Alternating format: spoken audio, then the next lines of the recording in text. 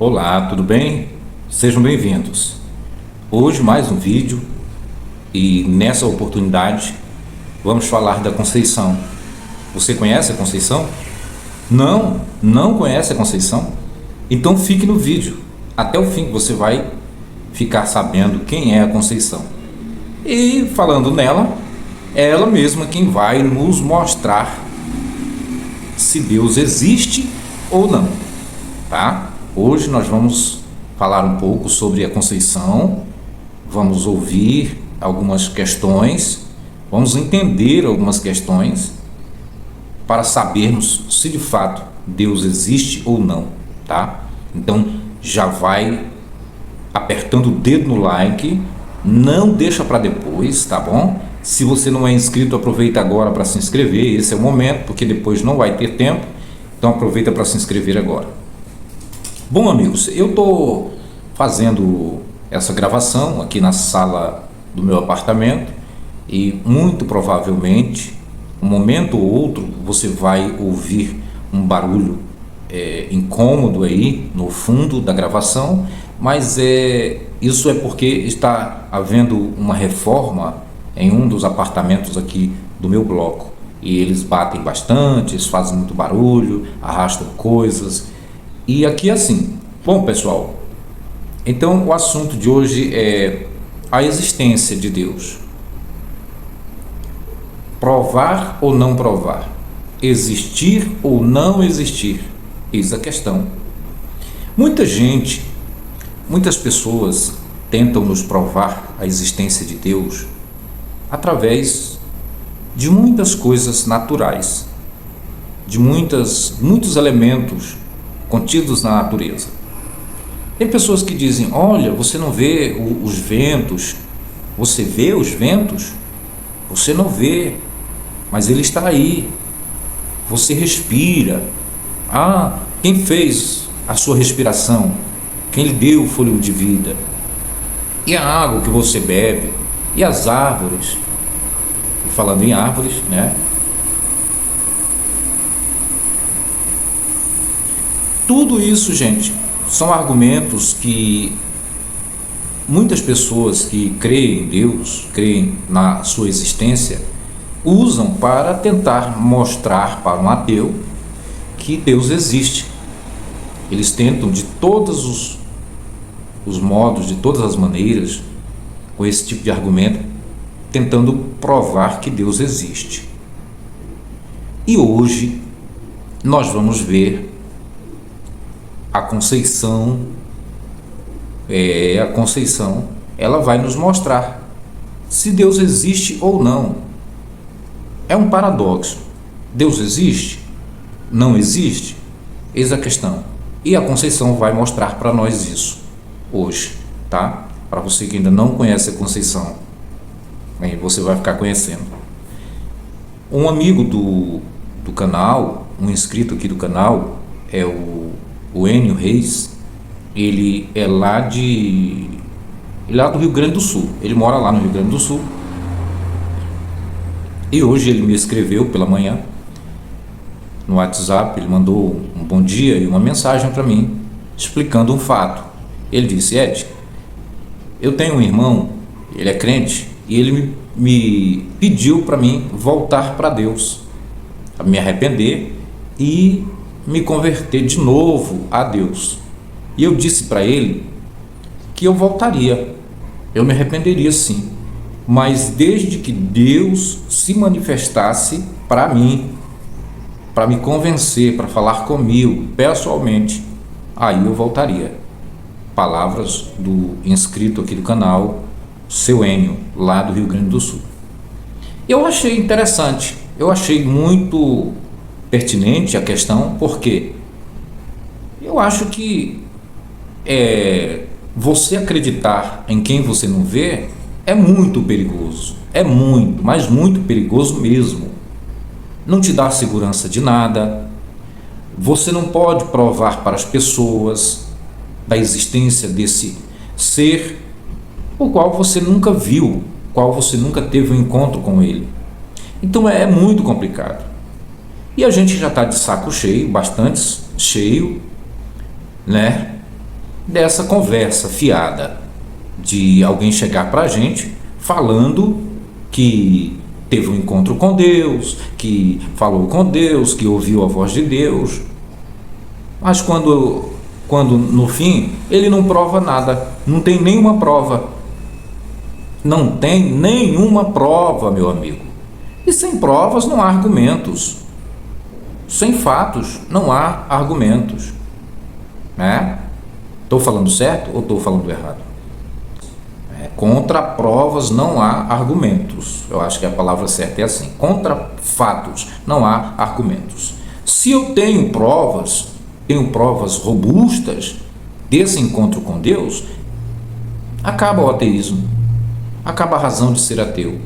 Por que que um indivíduo vai ousar ser ateu, tentando mostrar, convencer o mundo todo de que Deus não existe, enquanto que milhares de pessoas têm provas da existência dele? Tiveram um encontro real, falaram com ele, registraram, fotografaram, filmaram a sua presença. Como eu posso argumentar contra isso? Eu não serei louco, não é? Não seria louco de fazer isso. Porém, as pessoas não conseguem provar. E hoje, até uma criança consegue registrar, através de um celular, qualquer coisa existente, qualquer coisa que exista. A pessoa pode registrar, até uma criança pode registrar através de um flash, através de uma gravação, e aí pronto, fica tudo certo. E eu quero aproveitar esse argumento agora, inicial, para falar o seguinte: provar que Deus existe é importante, assim como provar que ele não existe é relevante também. E isso entra no conceito investigativo criminal. Um crime só pode se constituir, se caracterizar através das provas. Tem que haver provas. E os investigadores criminalistas, eles não trabalham com crenças, eles não trabalham com a fé, eles trabalham com depoimentos. É importante também o depoimento de pessoas, de testemunhas, que podem relatar qualquer coisa que ajude a desvendar o crime. Mas o mais relevante nesse assunto, quando se trata de desvendar um crime, da investigação de um crime, são as provas.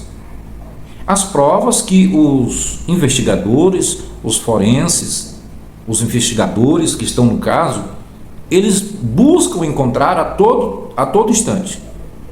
É um pedaço de tecido, é um fio de cabelo, é uma digital em alguma superfície, em algum objeto do local, é uma mancha de sangue, por mais que alguém passou o pano tentando apagar, mas aí tem aqueles reagentes, aquelas substâncias que os investigadores colocam ali sobre a possível mancha de sangue, e aí aparece. E isso vai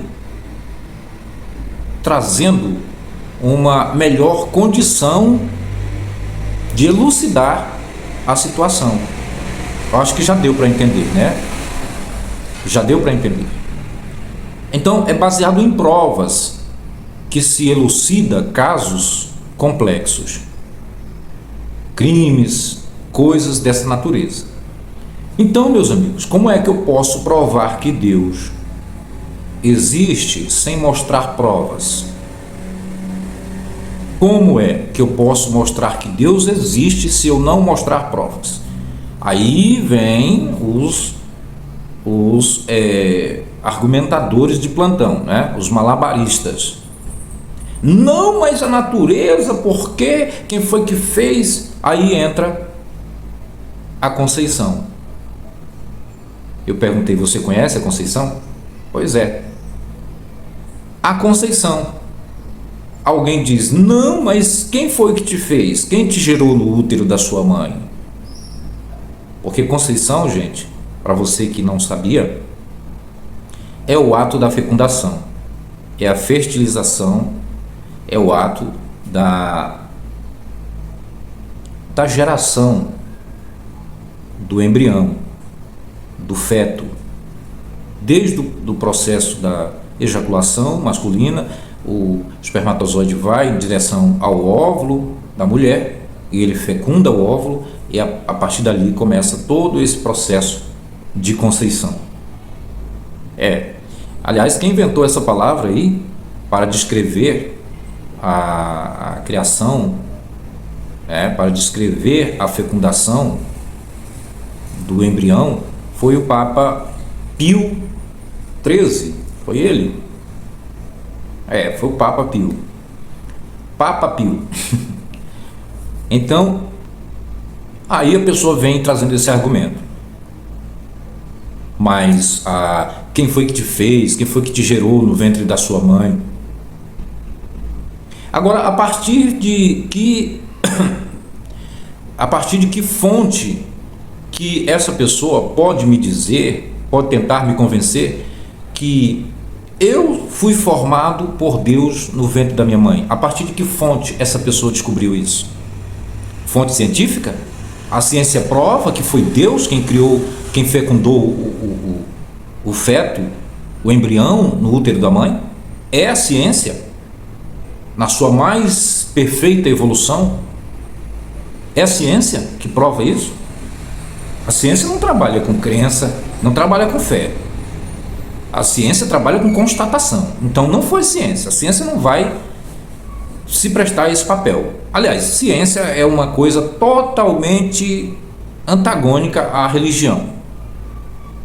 A crença, a fé, a ciência, ela não se ajusta às questões da fé e da religião. E é importante, porque uma atrapalha a outra. A religião atrapalha a ciência muito mais. Então, é muito importante que a ciência trabalhe numa dimensão mais neutra, focada apenas nas suas constatações, nas suas descobertas. Isso é um mérito que se deve dar a quem estudou, a quem adquiriu esse conhecimento, que não veio de nenhum Deus metafísico, esse conhecimento.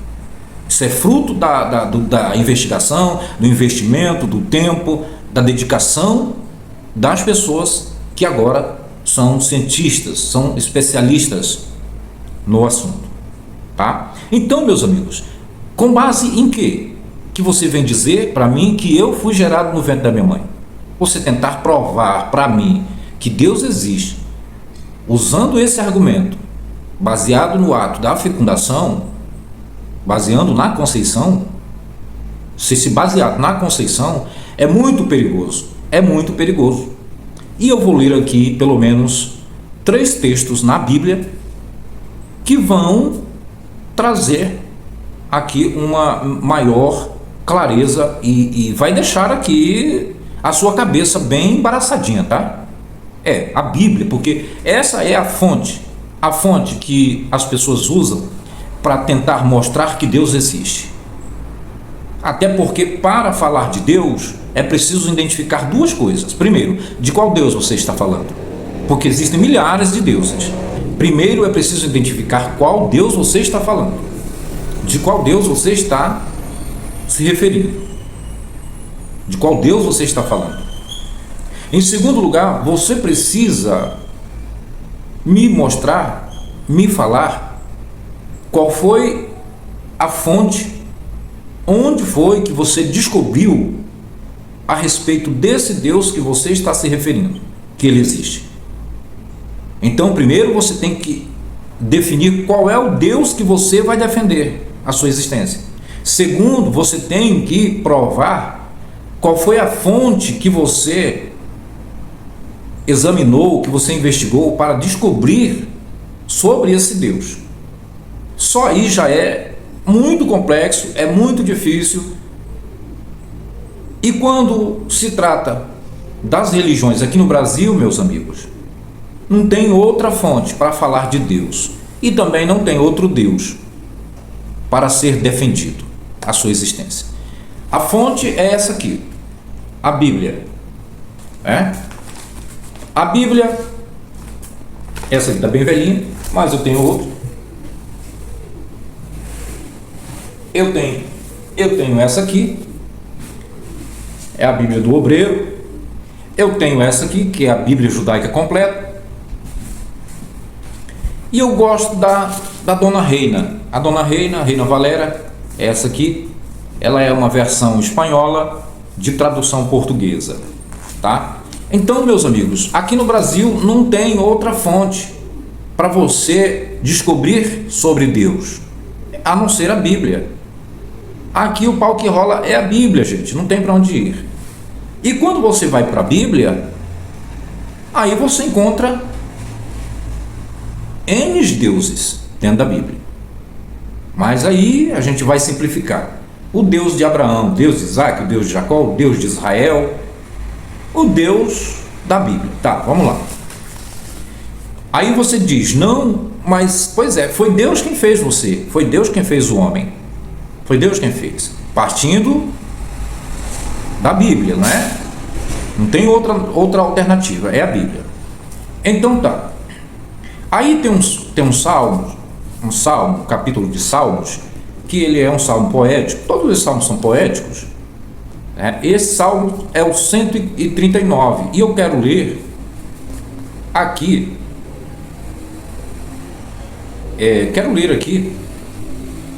alguns versículos deste salmo, 139, tá?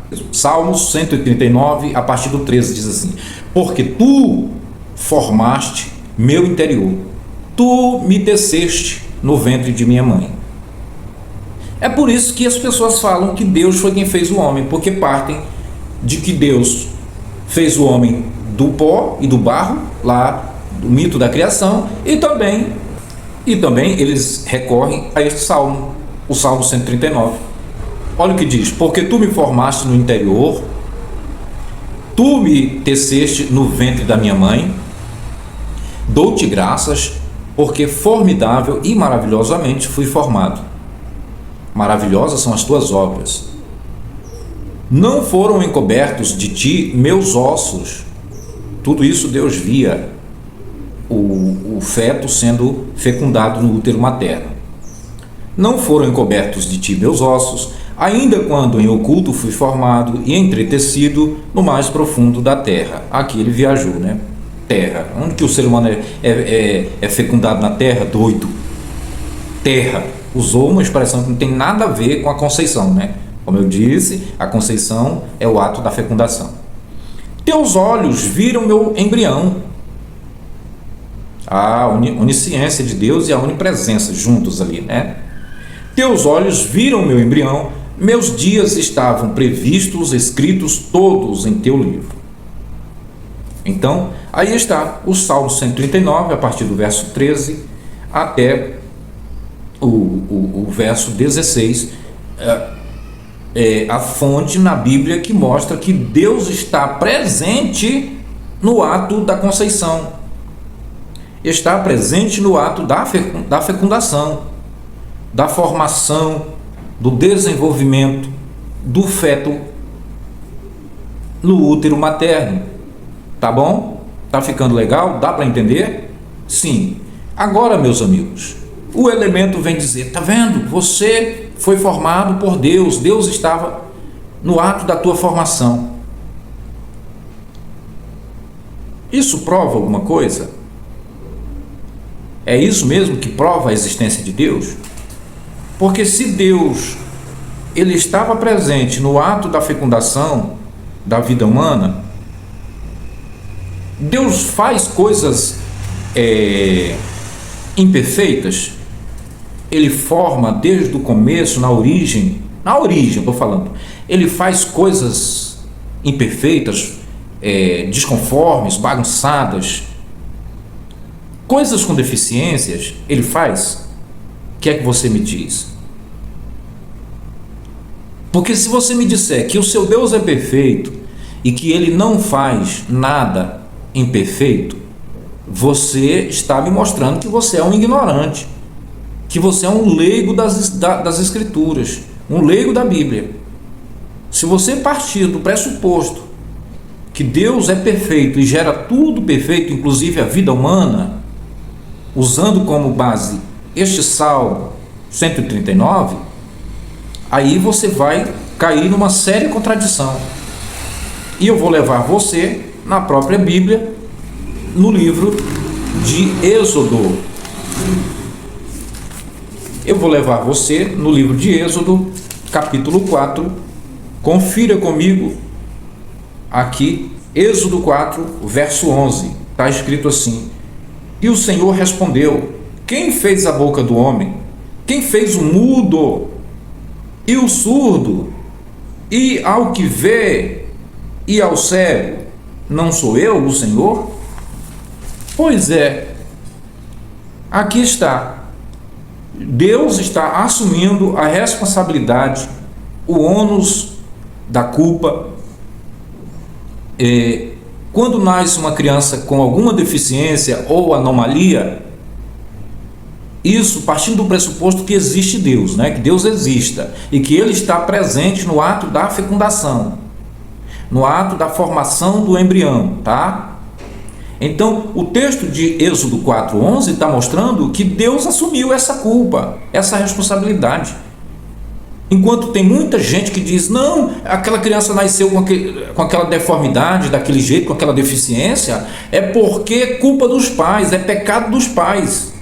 É que pecado, tomaram remédio para abortar, eram usuários de droga, eram alcoólatras, fazia e acontecia. Mas isso não é desculpa, não justifica, não justifica. Quando nós estamos olhando a Bíblia, que Deus está presente, que é assombroso, que é maravilhoso, como diz lá no Salmo 139, e que diante dele nenhum dos ossos do corpo humano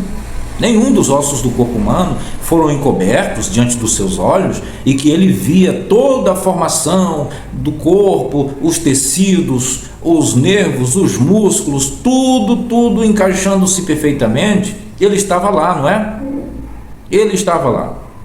Mas aqui no Êxodo 4:11 está dizendo que Deus ele é o responsável. Foi ele quem fez a criança nascer com deformidades, e não os pais. Não é culpa dos pais, tá? Agora, uma das coisas que mais me intriga é que Deus, ele sendo o autor da vida, o doador, o criador, ele que faz tudo é ele, né? Tudo é ele que faz, de acordo com os textos da Bíblia. Aí ele, no livro de Levíticos, no capítulo 21 de Levíticos, a partir do verso 16, ele rejeita as pessoas deficientes. Esse é o texto mais grotesco da Bíblia, mais escroto, mais imbecil da Bíblia, é esse. Eu digo com toda a segurança que é um dos piores textos da Bíblia, é o texto de Levíticos 21, do 16 ao 23, onde mostra que Deus, ele rejeita a própria pessoa com deformações físicas que ele mesmo assume, se encarrega de ter feito. Ele é o responsável por a pessoa ter nascido com aquela deficiência, você entendeu? Então ele cria primeiro a pessoa com deficiência, com deformidades físicas, né, com síndrome de Down, com paralisias, faltando uma parte do corpo, um membro do corpo. Tudo isso é Deus quem é o responsável, não é? Aí ele, não gostando daquilo que ele fez, do ser humano, ele rejeita o ser humano. Olha o que Levíticos capítulo 21 e verso 16 diz. Eu vou ler aqui rapidamente, não vou me ater para explicar isso aqui, porque o tempo vai ser muito extenso, mas eu vou ler aqui, olha o que diz. O Senhor falou a Moisés: fala a Arão, nenhum de seus descendentes em suas gerações, em quem houver algum defeito, alguma deformação, se chegará a oferecer o pão de seu Deus, pois nenhum varão em quem houver algum defeito se chegará, varão cego ou coxo, nem mutilado, nem monstruoso, ou varão que tiver o pé quebrado, ou quebrada a mão, ou corcunda, ou anão, ou quem tiver belida no olho, quem for ter um olho cego, né? Ou quem tiver sarna, ou impinges, ou castrado, nenhum varão da descendência do sacerdote Arão, em quem houver alguma deformidade, se chegará para oferecer as ofertas queimadas ao Senhor, havendo defeito nele. Olha aí, então Deus não aceita pessoas com defeitos na sua presença, enquanto que foi ele mesmo. Muitos defeitos aqui citados nesse texto de Levítico 21 foram o próprio Deus quem fez, como está escrito lá em Êxodo 4:11. Nós vimos também no Salmo 139, a partir do 13 em diante, que ele estava presente no ato da fecundação, da fertilização, da formação da vida humana. E ele assume que a culpa é dele, a responsabilidade é dele. Para você entender que Deus não é perfeito. Agora, para terminar esse assunto, gente, eu faço uma pergunta seguinte: o que é mais importante? O que é mais importante? É a fecundação da vida humana, é a fecundação da vida humana, é a conceição da vida humana, ou é a manutenção da vida humana? Veja, vou repetir de novo. O que é mais importante? É a fecundação, é o momento em que a vida está se reproduzindo no útero da mãe, é o mais importante aí, ou o mais importante é a manutenção da vida? A criança nasce e ela tem toda a sua vida protegida, alimentada, tem todo o suporte necessário para que essa criança viva. O que é mais importante para você? E para Deus, o que seria mais importante? É Ele dar a vida, a origem à vida, ou é Ele manter a vida? O que seria mais importante? Porque existem muitas crianças que nascem com deficiências. Qual a razão disso? O que Deus estava querendo ensinar com esse tipo de situação? Crianças nascerem com várias deformidades, com várias anomalias, várias deformações, e muitas delas nem vive, nem chega aos 40, 50 anos, morre antes,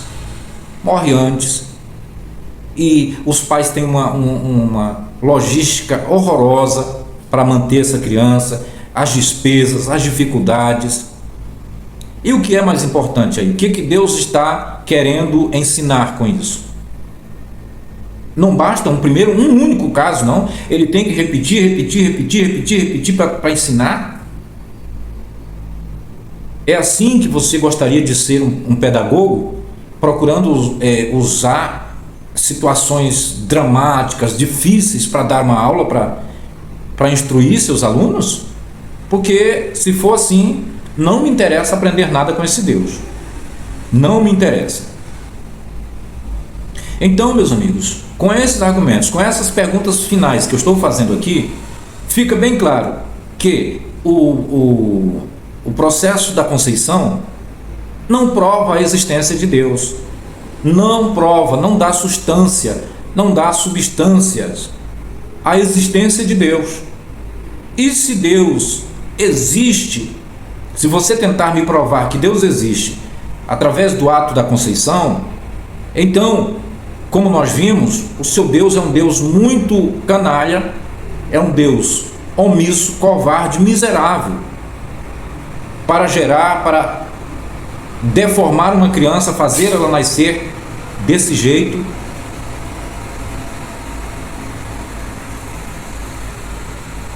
trazendo muito sofrimento para a sua família e desgosto, porque nenhuma família gostaria de ter uma criança com síndrome de Down, com alguma parte do corpo faltando, ou mesmo cega, surda, muda, ou com algum distúrbio mental. Nenhum pai, nenhuma mãe gostaria de ter uma criança desse jeito. Nenhum pai, nenhuma mãe se sente feliz em saber, através dos médicos, que seu filho tem um tipo de deformidade dessas. Então, esse tipo de argumentos para defender Deus, para justificar que Deus é o doador da vida, é o Criador, é o responsável por tudo e que Ele existe, isso é realmente é o cúmulo, é um absurdo sem tamanho. E aí, para finalizar a história, no capítulo 9, para fechar aqui, gente, o capítulo 9 de João diz que um certo cego, ele recebeu o milagre de Jesus. E antes os discípulos perguntaram: mestre, quem pecou para que ele nascesse cego? Este ou seus pais? Bom, uma pergunta na primeira parte sem inteligência, porque como que uma criança que nem nasceu, que nem existiu, que não sabe nada, não tem noção nenhuma de pecado, ela vai pecar no ventre da mãe para nascer cega, né? Ou com deficiência física, né? Poderia ser mais provável que os pais teriam cometido um erro e tivesse causado essa deficiência.